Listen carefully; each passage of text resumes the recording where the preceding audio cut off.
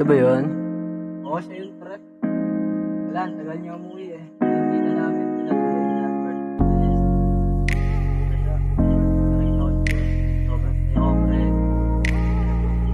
Diyan na ako na Oo. Smooth lang pala eh. Tulad lang pala tayo eh. Ha! Unang kita ko pa lang sa'yo, ako kagad ay nabihag mo.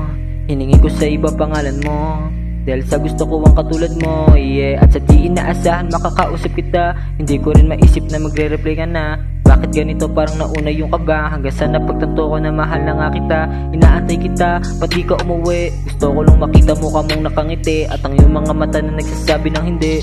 Tayo pwede at wala kang balak umuwi. Kung sakaling magkikita at makakausap ka, itatanong sa'yo kung anong nadarama. Pilit ipigilin na mo ako nakaba, para lang masabi na mahal pa rin kita. Ito ako ngayon, malungkot at mag-isa, nadama ang lungkot dahil sa wala ka na. Pinipilit sumaya kahit na nahihiya, yung gabi na nagpaalam at mahal mo pa rin siya. Hinayaan ang sakit at hindi ko pinigilan, sanay naman ako sa ganitong mga laruan. Ngunit pagdating sa'yo hindi ko kinayanan, dahil mahal kita at aking ipaglalaban. Unang kita ko pa lang sa'yo, ako kagad ay nabiyag mo.